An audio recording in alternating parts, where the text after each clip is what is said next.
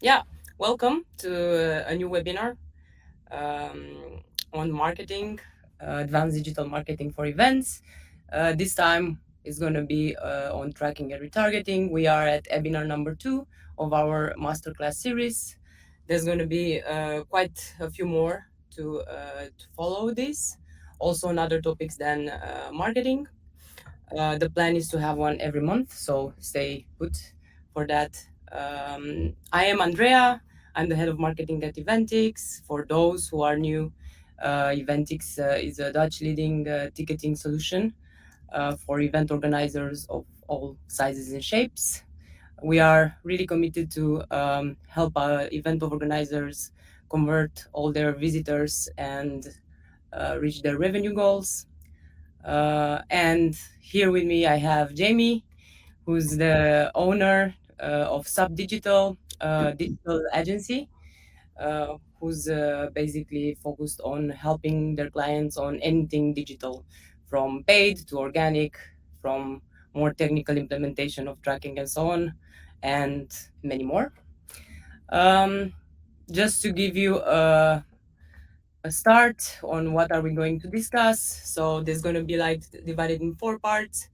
First will be a demonstration of how to implement correctly the GTM to your ticket shop and how to correctly set it up with the channels and everything. We know that this is still a challenge among some of the organizers, so we thought that is the simplest way is just to have a demo on this.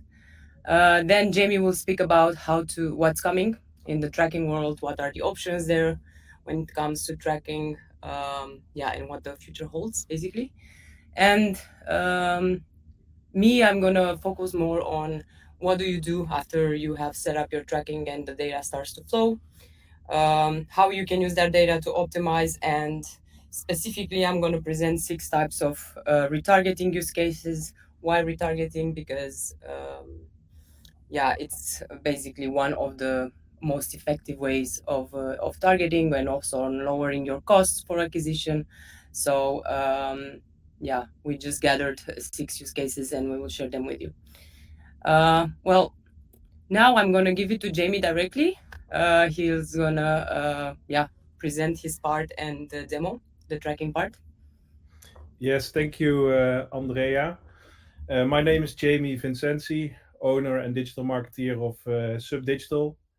We are a full-service digital marketing agency, and we help and service a lot of event and festival clients according to their ticket sale. A big part of the campaign strategy is of course data and web analytics. According to that, we partner up with Eventix and give support according to everything which has to do with client side tracking and server side tracking. And I would like to show you a live demo in how to set up a Google Tag Manager account for Meta Ads Pixel and also for the Google Ads Pixel and also for Google Analytics 4. Therefore, I'm going to share my screen. Share screen.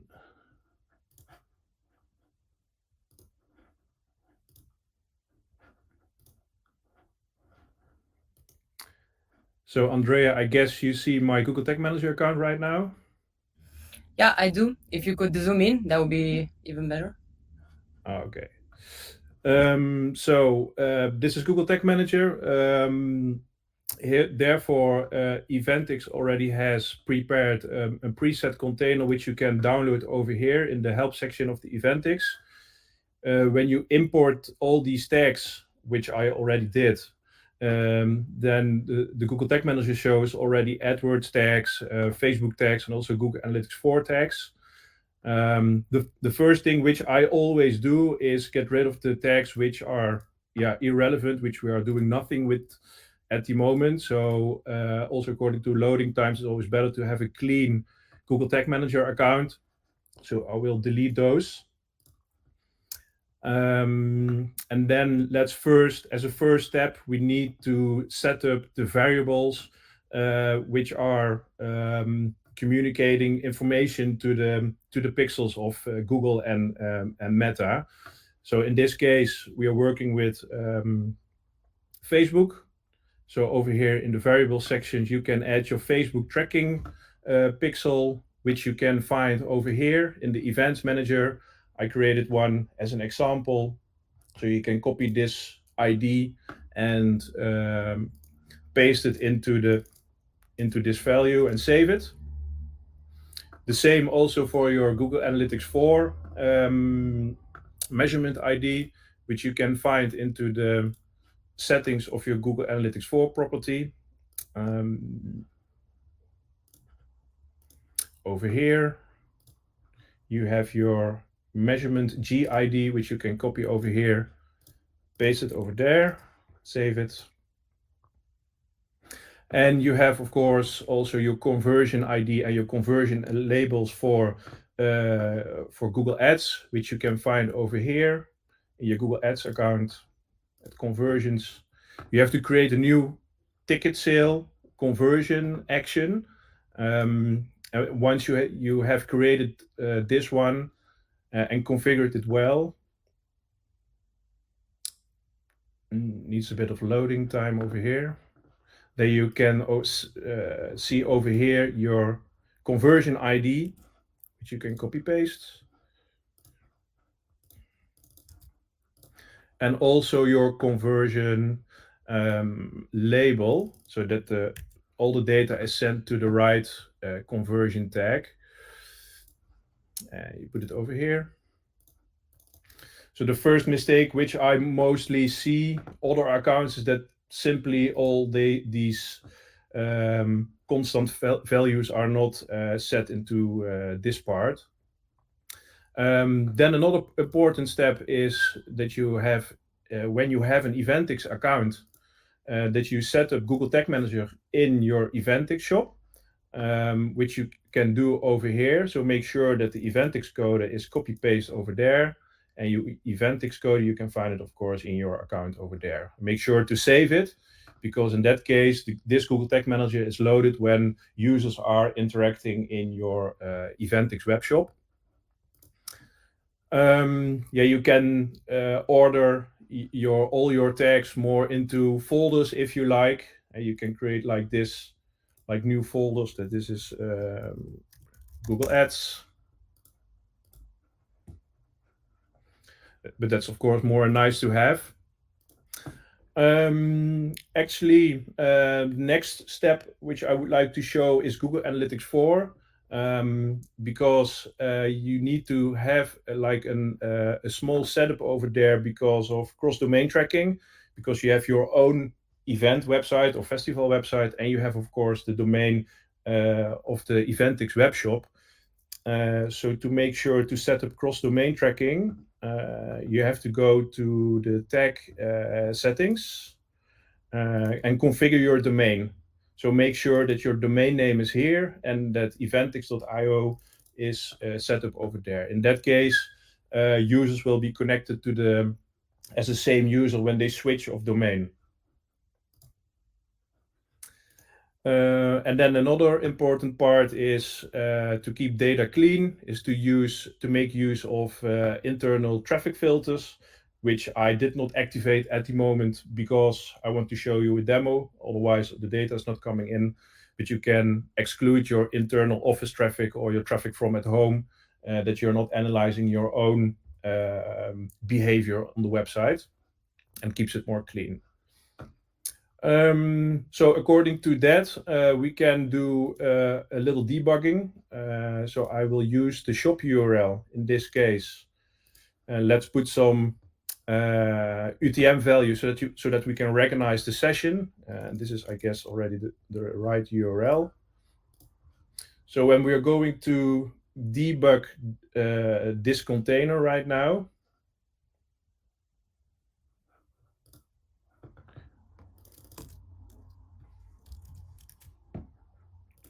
like this, then it shows my demo ticket shop. And there are a few signals that you can check if it's working. So for example, when you add a ticket to a card, then you already also see in the meta pixel helper that the event add to cart is fired with the values and the ticket name and also the currency. And you also see it over here. Uh,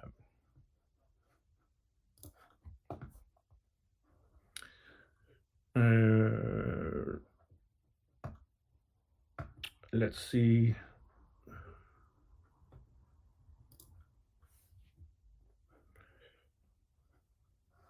Let's do it again for just to be sure to have another event triggered. Here it is. So when users are interacting with your web shop, Eventix is sending events to Google Tag Manager, and based on those events, you have now values in the add to cart event and also in the meta add to cart event. And this events will also happen when a user is buying a ticket. Then you will get a purchase event, and in that case, all the data which you are now generating from your web shop is sent to your digital channels. So, for example, you have your Facebook pixel. You see over here that the add to cart events are coming in. I set it up yesterday, so there are already a few add to cart events. I can see all the details and all the parameters that are sent within this tag. So you have the value and the ticket names, etc. So all the data is coming in the right way to this metapixel. In the same way, you can also check it in your Google Analytics 4 by checking the debug view. Here you also see the add to cart event, which I just triggered. And if you look to the source, then you see that we have this UTM tagging that was our event during the live demo. And also the values is over here. The €11 is also sent to the e-commerce reports. And for Google Ads, we don't have an add to cart event set up at the moment, but when there will be purchase events also over here, it will count all the ticket sales and also the conversion value.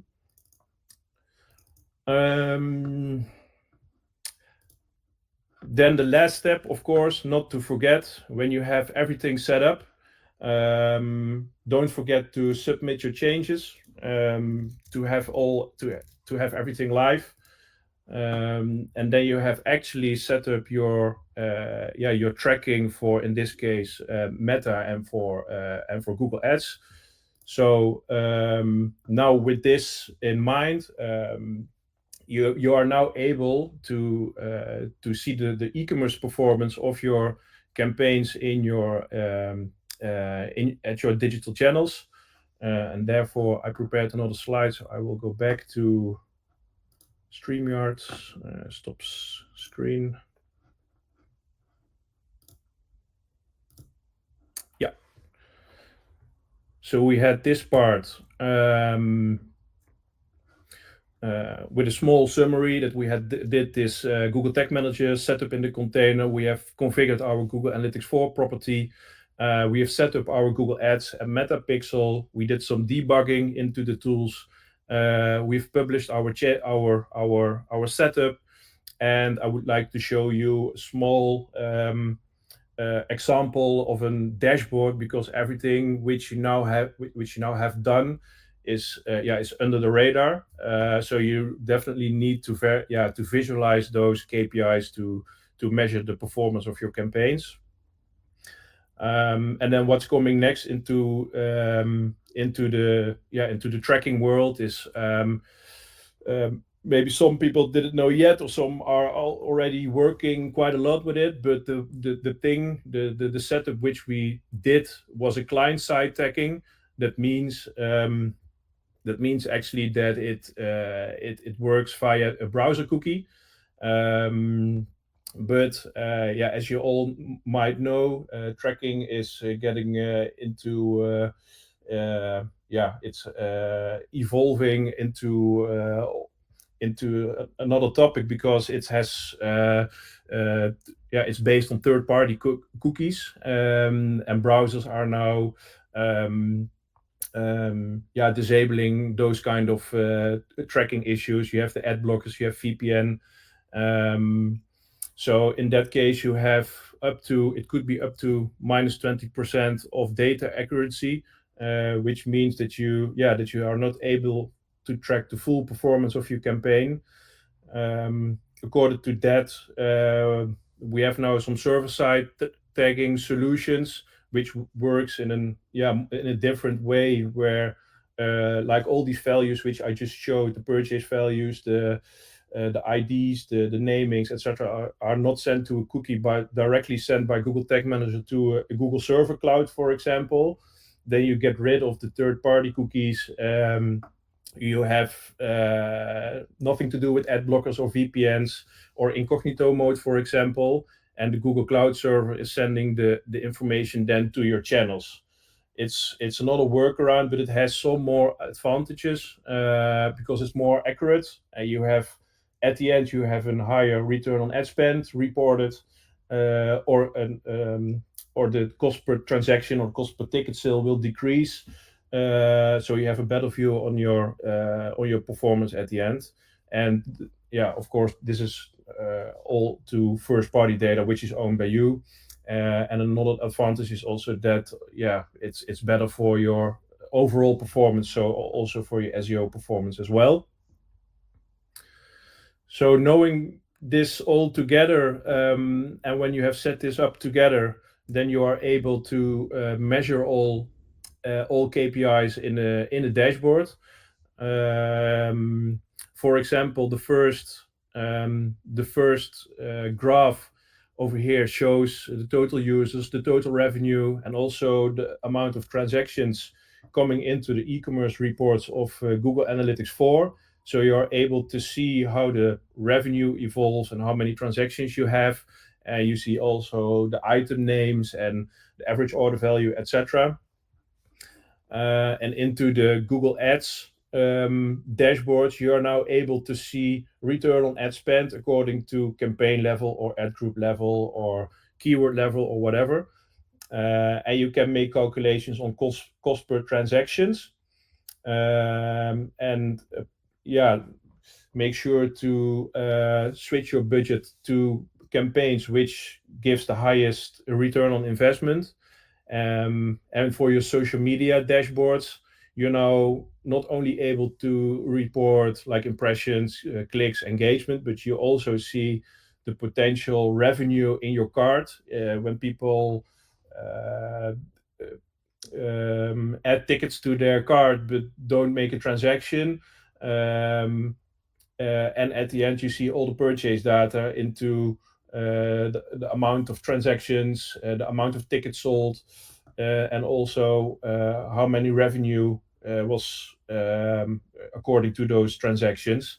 And based on that, you can make some calculations on, of course, cost per transactions, but in the event and in the festival scene, most of my clients at least want to see cost per ticket um, reports, because into one transaction could be up to 2, 4, or maybe 10 tickets. So it's important to make also a calculation to a cost per ticket. In this case, you see also the difference, 5 to 3 euros when it's to cost per ticket. And if you have this data in place, it's super easy to make those graphs and see the progress of the cost per ticket, and see when it's too high or too low. It gives signals to optimize your campaigns according to bid strategies, to audiences that you are targeting, or ad creatives that you are experimenting with. All this data you can use into all kind of reports, which gives us as marketeers the best information to optimize your campaigns. I think I have I did some touchdown on all the channels which I would like to show, and Yeah. then I think the word back to Andrea for some nice remarketing strategies. Yes. Thank you, Jamie. Yeah, so I hope things are clear when it comes to how to set up your tracking, and of course, that is the most important first step.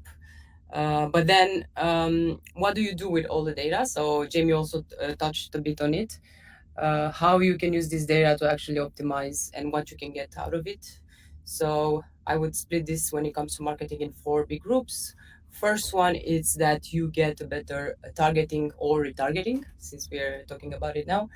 How do you do that? So once you set up the tracking and then you set up your conversions based on the user signals in the product, you can create audiences based on different types of signals. So let's say ticket purchases. You can create an audience that focuses only on people who have purchased the ticket. Then you can further, for example, create lookalikes based on um, the people who have purchased tickets. Lookalikes are, for the ones who don't know, are statistically identical twins of a certain segment of an audience. So, why do you want to do this and not target interest, for example? It's because this is the highest quality way of targeting an audience. Um, yeah, everything based on signals in nowadays with the power of all the algorithms out there. Yeah, make this very, very, very efficient if you do it well. The second part that also ties up to the signals of a user journey, it's a better campaign optimization. So all the channels, they work with campaign optimization, which means that you have to set up an event optimization. So you say, okay, I have this campaign and I want people to optimize for people who have purchased a ticket. So for purchases, so after you set up the conversion, you tell to the algorithm of Facebook or Google or LinkedIn or any other channel that you want them to find you the people who are more likely to buy your ticket. The algorithms are so powerful that they will find those people for you at the best price possible in the auction, of course. The third way is a better creative strategy. So imagine that you are running a campaign with five different creatives and you want to understand which one it's bringing the most purchases or the best revenue or whatever your goal is.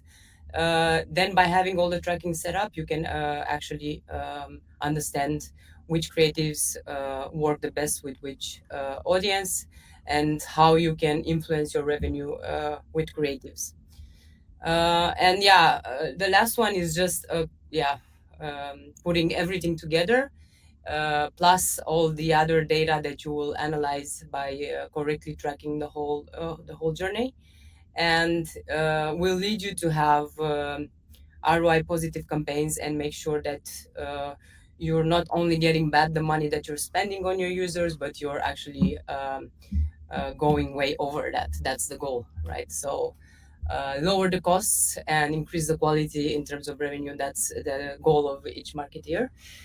So when it comes to targeting, going back to this, I wanted to spend a bit of time talking about remarketing. So we've looked in general, like what other customers are doing, and also from our own experiences when it comes to this.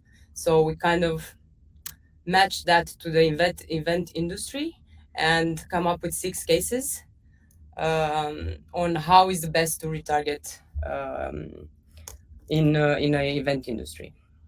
So the first case, it's going to be the ticket shop drop-offs. Why I start with this is that we saw there like a lot of opportunity, and we see this as a very efficient strategy. So we know that in average 80% of your visitors drop in your ticket shop. So they go till there and then they don't end up buying. So one, because they have been in your ticket shop, it means that they are interested already. So they showed interest in your product. So you need to make sure that you have everything set up so that you can go after these people who had drop off. So you need to the goal is to encourage them to complete their ticket purchase and reduce the shop abandonment. What would you need for that? It's you will need the conversion event set for add to cart basically, and purchases across all channels or across the channels that you're using. And then based on that, you need to create audiences based on the add to cart in the ticket shop. And you will have to exclude in the campaign level the non-purchasers. This way, you will target only the people who have gone until the last step of the ticket shop, but they didn't end up making the purchase. So these users probably they stopped from who knows what reasons. So you need to make sure that they finalize, the purchase. Some ideas on content here will always be, if you have discounts, it's always nice to offer discount codes, or you can create some urgency or some FOMO with either limited time offers or with letting them know that there are just a few tickets left to buy, so that this pushes them a bit more to buy faster the ticket. The second one, the second retargeting use case, it's in the same direction, but it's like one step before. So it's not when the person has reached the last step of the ticket shop, is when they just visited. So it can be the website, but it can also be the ticket shop. It's you can try both, or you can even match them.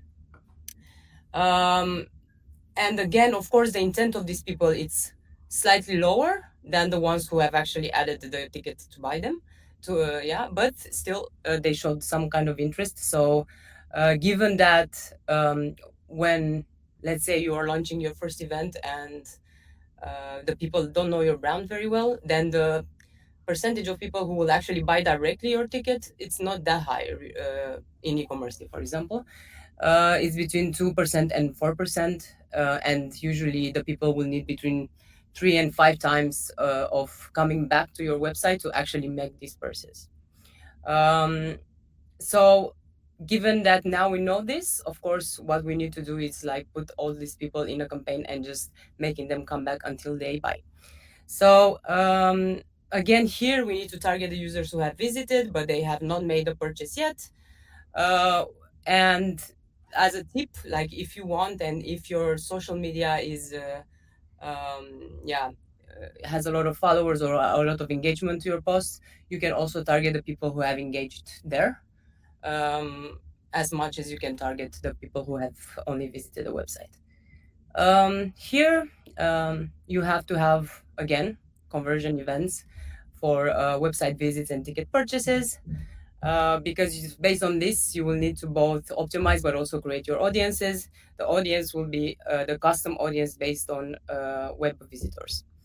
Um, Depending on your type of event, this can be either specific pages or it can be one page that has the whole event. It really depends on what you want to do and what is your goal. Some content ideas here. There will be showing some key event features, so showing some lineups, some special attractions. It's more like a general approach on content, I would say. So try different types of angles on content here because the audience is already broad enough, and see what brings the revenue in the end. Um, For the third one, I thought about the post event or cross sales retargeting. So for this one, you would want to target the individuals who attended previous events, but they haven't purchased tickets for the upcoming one. Um, so you can do this either when you have the new event, or you can do it immediately after your next event so that you can keep up the momentum. Here, if you want to do it, especially immediately after, I will also advise that you use email. It's usually effective. But if you want to stick to ads, and you want to use this technique to encourage repeat attendance and loyalty, then technically you will have to create again custom audiences based on ticket shop purchases from specific pages and then retarget them immediately after an event has finished. I think the key here is that you start as soon as possible, when people are still like hot after the event and they had fun, so they are still in the mood, so that they immediately go for the next one. In case you don't have an event or you don't want to invite people immediately to the next one, it's fine to also retarget them at a later time, because they will remember you, of course. You will lose, of course, a bit of momentum, but that's fine. It's effective in both ways.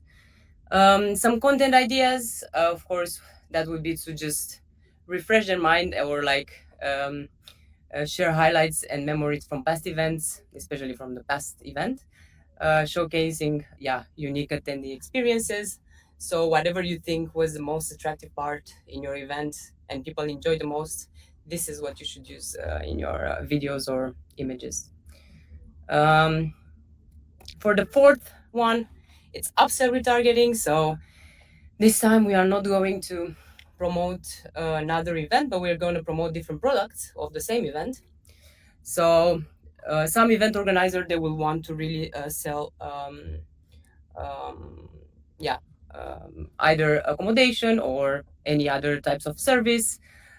So you can basically retarget individuals who purchased tickets to the main event with VIP packages or merchandise, or as I said, accommodation or other types of products of experiences. It really depends from product to product. But the goal here is, of course, to maximize your revenue as much as possible. Um, yeah, ideally here, yeah, indeed, you will just either promote this to people who have already purchased a ticket, and then, yeah, you just upsell them new events. But you can also just simply target, yeah, new visitors with like different packages, and see what performs the best and what people prefer to buy. Yeah, when it comes to the custom audiences that you will have to use in this retargeting strategy, that will be ticket only purchasers and purchases with additional products. That is because you want to target the ones that only purchase the ticket, and then exclude the ones who have more products added to the yeah, to their order, basically. Um, Content depends on actually what are you going to upsell. But yeah, for example, highlight VIP package perks or showcase new merchandise. This yeah, always works in this case, but again, I would stick to whatever the product is that you're selling. The fifth case is a genre specific retargeting. Of course, people have preferences when it comes to music, especially if you have like a party with, I don't know, different stages of music, or you have different types of parties with different kind of music. You need to make sure that you are optimizing in time what kind of content goes to what kind of person based on their preference on music. Uh,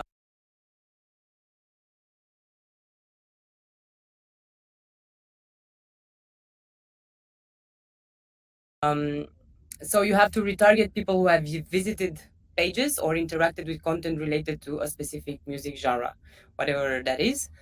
Um, I think, yeah, here what you want to do is to drop the costs as much as possible, and the only way to, the best to optimize that would be to target very specifically. Um, yeah, when it comes to implementation, it's quite standard. I think here as well, everywhere you need tracking, everywhere you will need conversion setup, and here you can create custom audiences either based on each event page type. So you can basically create a conversion per event page.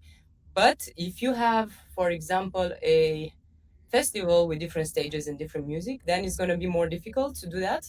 So what I would suggest here is actually um, maybe move away from the tracking and actually ask in the ticket shop, yeah, what is their favorite artist in your lineup, or yeah, why, what is the reason they're coming for the party, or anything that could help you later on segment and retarget people based on that. Yeah, in terms of content, I think the best way to actually create interest here will be to highlight the artists that people like. and really show them like playing music and everything. I've seen that that is a very effective way to create relevance for these people, and everybody likes to see their favorite artists performing. So I would go for that definitely. The sixth type and last retargeting type would be the early bird. So here, what you want to do is make sure that all your early birds, or people who will be the first to buy the ticket, will be gone fast. So you will retarget the people who had visited the website during early bird ticket promotions but did not purchase. Of course, a lot of them will purchase, but you will always have a big portion of people who will not. So here, what you want to do is create urgency. Um, and how you do that is by emphasize on early bird savings and benefits, and possibly countdowns on how long this early bird will be still on for, and offer just limited availability. This usually, if a person is interested to buy at a better price, then they will um, they will be motivated by this kind of messaging to continue their purchase. um, what you need to do here in terms of conversion and audience, especially if you yeah um, if you don't have a clear separations of in your page on the times of the on the stages of your event, then you will need to match basically the conversion, so the visits in your ticket shop, with the time the early bird period has been on, so that you make sure that you retarget only these people who have visited during the early bird time and not before that, or um, so this will be the sixth case. And I quickly touched on this. This is not really retargeting, but I just wanted to mention also the targeting that is from my point of view and from my experience and from what I see around me, the most qualitative way to actually target. So expanding your audience with qualitative people, and avoid spending money on users who are not interested or who are not relevant for your event. It's the key here. So based on your goal again, um, just create your conversions that are interesting to you. I think in everybody's case, probably the purchase one will be it, but there are also other cases where people will go for other kind of audiences, like maybe people who purchase multiple times, or people who purchase VIP tickets, or any other audiences. So first you will need to create this seed, it's called in Facebook, um, and then each channel will have the similar approach. Then based on this seed, so here you put all the people who have purchased your ticket based on this seed. Then you go to the lookalike, and then you create these twins of the people who have previously purchased your ticket. If it's the first time that you launched your event, you will not be able to do that. So you will need first to gather people to your website and have a few hundred of purchases, and after that you will be able to create these audiences. So it's a bit annoying because you cannot do it initially, but then the algorithms, they need data to learn, so it makes kind of sense.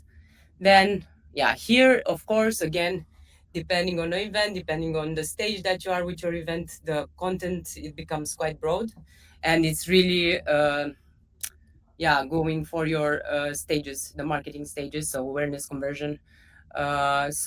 You can start with awareness. You can showcase your past event highlights or lineup and the vibe, and then the more you go towards conversion, the more you will try to create more urgency with limited time offers. You will go for the ticket availability and so on.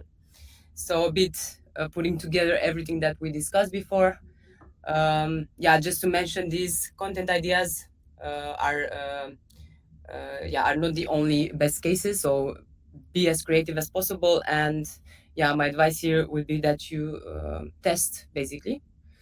Um, yeah, and um, to conclude, I think it's clear for like maybe 50 now years now that you do need tracking, and tracking needs to come always before you start any marketing activity. So I'm saying that because I still yeah, I'm still seeing that there are marketeers who don't think this way. So I just want to switch that mindset a bit and make sure that you do have the tracking implemented. I think the tracking is always changing year to year. There are new things coming. There are new data privacy policies, and you need to be on top of those. You need to make sure you change accordingly and you adapt. So I will pick up some questions that were in the chat, but um, yeah, it's exactly on this. Why do you need to do tracking? So maybe you will, even if you don't track, maybe you will sell out your event, and maybe you will yeah, be happy with it. But I can assure you that if you don't do this based on your data analysis and the correct data, that you are not spending the money in an efficient way, and you could most probably drop your cost of acquisition by a lot if you're doing this. So the goal again should be optimize your campaign to drop your costs, to maintain high quality. So it's always a sweet spot between these two. You cannot go super low and always have the revenue increasing, but you need to find a sweet spot, and always consider retargeting. So if you're only doing targeting, it's fine. It works well, of course, but really consider retargeting as well, because those people have already showed interest. So this makes it the most efficient way to convert the users. Um, so yeah, this is at a glance everything that we wanted to present today on the retargeting, on the tracking. So I did, let me see, because there were a few questions. So of course, one question is regarding server side, and yes, this is the topic. And as Jamie mentioned, there are people who are already using that. However, we wanted first to start with the pixels tracking presentation, and that is because I don't know, most of our clients are still using pixels for their tracking, and we see that there are still challenges there. This in the future will change, so more all the companies in the next period will need to start to migrate towards server side tracking. We are offering that. So Billy actually shared the link to the help page in the chat, so you can take a look how to set it up there. And we are further developing this because our main purpose and mission at Eventix is to make the tracking part as flawless as possible. So we are yeah, working continuously to improve how people can start set up server side and other types of tracking in the future, and making it as easy as possible in the end. Um, but and for sure we will have a webinar on this as well, but it needs to be fully on this because it's a big topic. um, and yeah, let me see. Yes, the presentation together with the recording, because a lot of people have asked, it will be shared on the email that you have given to me. So yeah, I think that's it. Most of the questions were related to server side, which was expected. Well, thank you so much, everybody. This was really nice, and we are really on time. I hope this is helpful. And